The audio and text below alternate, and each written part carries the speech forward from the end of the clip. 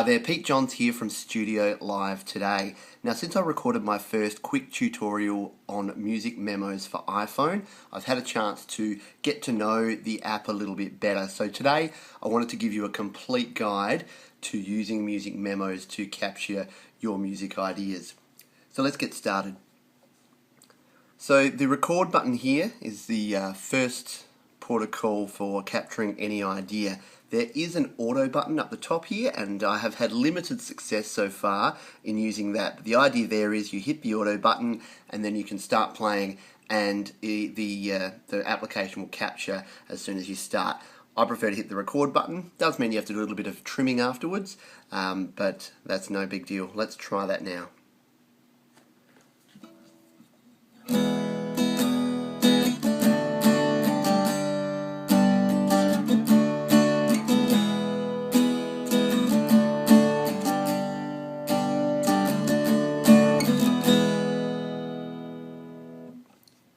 So there's our song idea. We're going to hit the stop button, put the guitar down, and then get to work.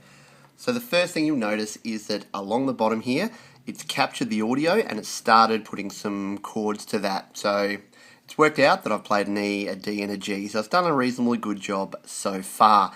So what we want to do is jump in and play this back and edit it. So to do that, we just tap on this waveform and we'll jump into the full editor mode. So there you can see the song idea, you can see the bars that we've recorded, and we can now go in and change these around. So what I like to do, let's just give it a listen to start with and see how it's captured things.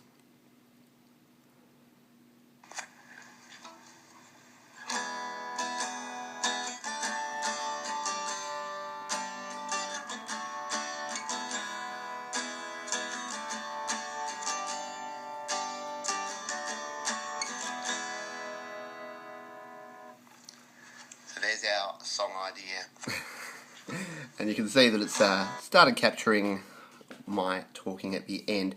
So the first thing to do once you've captured your idea, I like to get things trimmed up a little bit to make sure that we've got just the audio that we're working with. So the little button up here, the trim idea button, and this works just like trimming in any audio, video, or even picture editing software. So what we're going to do is we're going to trim it to the very first part of our first chord, and then the end of our last one, which as we know isn't this bit down here, it's actually up here. So it's just a matter of grabbing, touching on the little red dots and moving those around to trim your idea. Hitting the trim button and then saving as new idea. Unfortunately, you can't trim and just make that the idea. You need to save it as a new idea, which is just one of the little foibles of the application so far. So now we have our idea and it's trimmed down a little bit. What you'll notice here is it hasn't quite lined up that first bar, and in fact every bar is slightly off center, but we can fix that quite easily. So we'll show you how to do that in just a moment. So looking at the icons along the top here, these are our editing icons. So we're going to edit down our idea to make sure that it's looking good so far. So let's hit on this little 4/4. So this is giving us our time signature, and we can choose to have it in 4/4, 3/4, or 6/8 down here, and the tempo can be half, regular, or double speed. So it's detected that my tempo is 148 BPM, or if I halve that, it's actually going to be half of that. It's going to be 74. I have to do some quick maths on the fly there. The option down here is actually really handy, and it's going to be relevant for this particular song idea, because what happened is it has put our first chord not at the start of a bar. So we can actually adjust that downbeat by pressing across. You can see that pushes it to the right, but we actually want the downbeat to be over here. So we want it to go right back around to the start, so on 0. So in this case, the app tried to be a little bit more clever, and what it really needed to do was just set the downbeat to 0. It's all set up now though and ready to go, and you can see it just goes across the three sections there of all of our bars. So that's got our idea trimmed. We just hit done up the top here. If we wanted to reset things, we can hit the reset button to do that. So let's hit done, and let's have a look at what it's done with our chords. So if we press on the C-7 button here, it's going to take us into our chord editor. So from here, if it's got any of these chords wrong, we can actually adjust these. So at the moment it's saying E, D, G, D, E, D, G, D, E. So it's done a pretty good job, but we'll see in a moment how well it's lined those up, and we'll be able to edit those as well. The other option, we looked at the trim option that we have there. If we tap this one here, we can actually tell the app if we're using a capo, however you'd like to say it, which is basically just a bar that goes across an entire fret, and it shifts the tone of the guitar up. So if we've got a capo on fret 3 or fret 5, we can tell it that, and that's going to adjust the way that it determines what chords we're using, because when you have a capo on, the chords are slightly different and produce a different tone and different notes. So that's a handy function to have there. The other thing we have in there is the tuning. So if we're using a non-standard tuning, so if we're not using the standard EAD, GBE, if we're using a drop D or some other form of tuning, we can actually tell it that as well. And again, that's going to help the app determine what we're actually playing. We've used standard tuning in this case with no capo, so we are all good.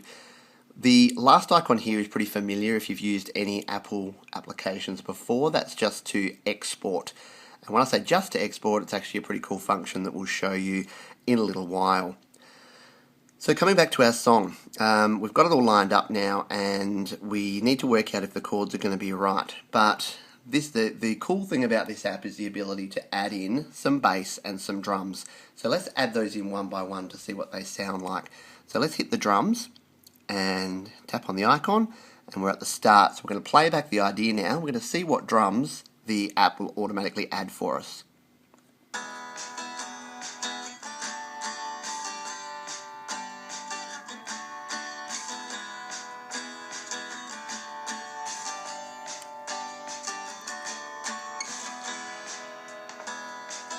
So there you go. And as you can hear, it's a fairly fast beat, so we can go back to our options that we had here where we hit the 4/4 button and actually halve that tempo down.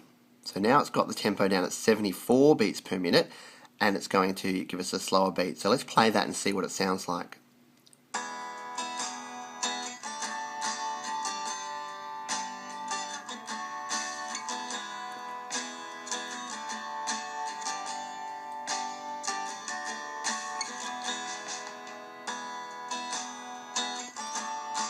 And there we go. So I think that sounds a lot better. Definitely more of the feel that I was going for and the type of drums that you'd expect for a song like that. So we'll go with that for now. We hit done. And now, if we just slide that, so if the indicator there is anywhere else on the song, we can just slide it around, pull down to go to different parts of the song. But we'll put it right back to the start there for now. The other instrument, of course, we can add here is the bass guitar. So let's hit on the bass, tap that. You can see it's got a blue highlight now, and we'll hear what bass they're going to add for us.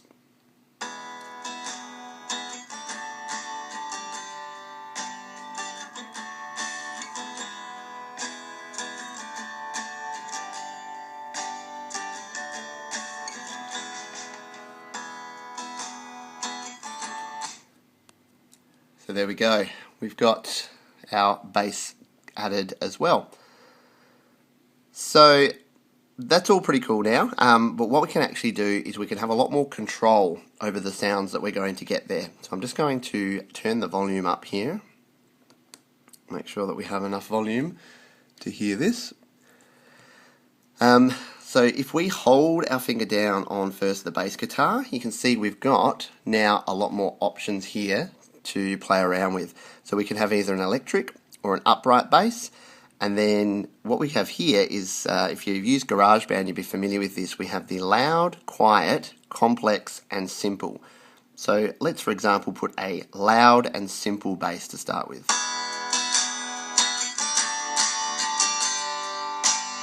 So you can just hear that it's just a very slow sort of bass. If we throw that to complex and loud,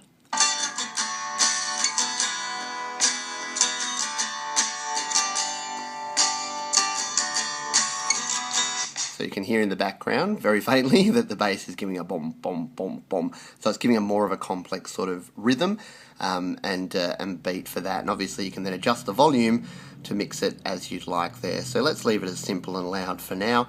The other option we have is to make it an upright bass. So if you're playing more of a jazz type of music or something a bit different, then you can change it to having an upright bass. We'll leave it as electric bass for our bass here. We can then, of course, hit on drums, and we get a similar sort of menu, a fairly simple menu for how we'd like our drums to sound. So we can have a modern or a vintage kit, and we can again have our simple, complex, loud, and quiet. Over here you'll see that there's drums, cymbals, and then hi-hat icons. So that is basically giving you what the accompaniment is going to be. So you're always going to get a bass and a snare kind of rhythm, and that's whether you want to have a hi-hat feel, some ride cymbals and those sort of things, or more of an all drum beat with some tom drums thrown in there. So let's play a few of these and just show you. Go back to the start. We'll put it on loud and middle so that we get a bit of a feel for it, and we'll play it through with the hi-hat first of all.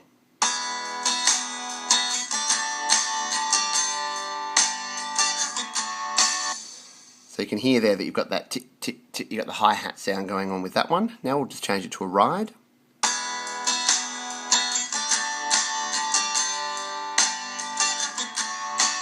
So a bit more of a subtle cymbal sound there, not much of the tick, tick, tick, more of a ting, ting.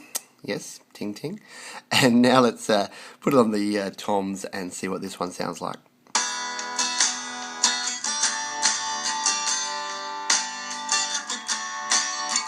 So you can hear it's more of a driving sound with those tom drums in there as opposed to the high sounds coming out of the cymbals. And we can change the vintage kit to a modern kit, which just gives it a slightly different feel. Just a bit more kick there from the snare drum. So that gives you some decent amount of control. Obviously you can't change a whole lot about it, about the rhythm or how it's tracking, but it just means that if it gets the pattern completely wrong, you have a few options there to change things around and make it a little bit better. So we'll drop back down the drums and bass now. So once we're happy with our idea and we've edited it, there's one more thing that we can do actually, is to jump in and play with these chords. So we've got complete control over what chords we have at what points in time, and you can see here that the app has made a good guess of where it should put these different chords, but we do need to edit some of these. So that first E chord, for instance, if we tap on that, we need to slide that across. So we need to very carefully grab the top corner and push it across to there, and then that's selected our E chord. If we decided we wanted a different chord, what we can do is actually change that at the bottom here. So we can change the chord to whatever the suggested chords are down the bottom there. We can make it no chord, which means that there's nothing to follow, and we can remove the band entirely from that particular part of the song. We'll leave it at E for now because that's the chord that we wanted on this particular one. We also have the option of a custom chord down here. So we can set that chord to any type of chord you want. It doesn't matter how exotic, major, minor, diminished, 6th, 7th, 9th, whatever you need. And then the bass note we can set separately as well.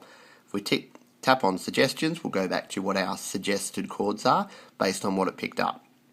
So let's just play this through and see if there's any other editing we need to do.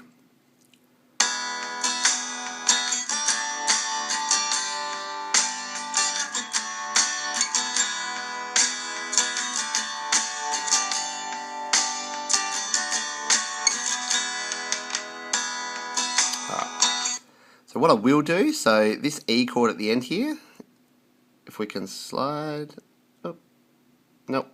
What I've done is I've cut my song off. So here's a good lesson, is not to cut your song off too soon, because what I've done there is actually cut it off there, whereas I should have left enough room for that to continue on. Instead, my song's cut off. So there you go, learn from that one. So it's got it pretty well right here. We can come in and adjust some of these just to get them right back on the note. If we wanted to, they'll snap into place like that. But all in all, it's got the right chords in the right spot. So if we're happy with that, we can just hit done and come back. Now, once we've got our idea down, now you'll probably want to do a little bit more recording, a bit of longer recording, but The ideas will be stored there in the Music Memos app. You can tag them by hitting the little tag button down here, and you can either add a new tag by name, or if it's going to be a chord progression or a chorus or just a melody that you're working on, you can actually tag it and start collecting your memos that way. And one of the coolest functions, though, is the ability to export your idea. So the button here to export, and this will be familiar if you've used any Apple application before, you can export it to a number of different places, to iTunes, to iCloud Drive, and to other locations. But what I'm going to show you here today is exporting to GarageBand, because that's going to be the most useful place to send your idea. So we'll tap on GarageBand there, and it will open the GarageBand app, which we will turn around to have a look at. And here it is, it's popped my idea as a new song right here in GarageBand. I can open that up now and hit play.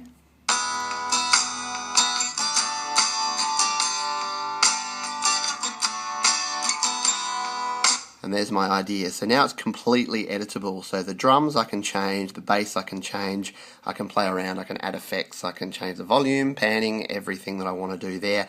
And of course add new instruments and new tracks. So we'll go into more detail about GarageBand in other videos, but it's just a really interesting way to get your idea going, but then you don't have to recreate it. If you want to push it over into GarageBand, you can simply export it over there. So we'll double tap and slide back to Music Memos. The last thing I wanted to show was where your memos are actually stored and how to manage and arrange those. So if we go back and then we hit the little inbox up here, little index card storage box, these are all of the ideas I've had so far, and you can see my naming conventions are a little bit sloppy, so they're all called My Idea pretty much at the moment. But you can then go through and tap on the idea. You can preview them directly from here. You can even change the drum and bass from here. And then if you do want to go in and edit one particularly, you can just tap on the waveform, open up in the editor, and go in and start editing away, and then export as you did before. To delete any of these, just the delete icon either from there or from within the actual application, or when you're actually going in to edit. And the last thing that you can do is you can give a star rating here, so you can rate it. If you really like your idea, you can say, yep, that's a 5-star idea. Just a way to go, I came up with something a bit crappy, I'll rate it 1 star, but maybe I'll come back and play with it one day. Or if you've got a really good idea, yeah, rate it 5-star, and that way when you're scrolling through here, you can easily find the ideas that you're liking there. The search up the top here, if you're using those tags, then you can search by a keyword there. So if you wanted to put chorus or medley or idea or whatever, melody, then you can do that and search for it that way. Okay, so we'll go back to the start. There we have it. So that's everything that you can do within Music Memos, the app for the iPhone. So I hope you enjoyed this, and look, if you've got any comments or questions, or if you've got any tips or suggestions that you've found useful using Music Memos, please definitely let me know, and thanks for watching.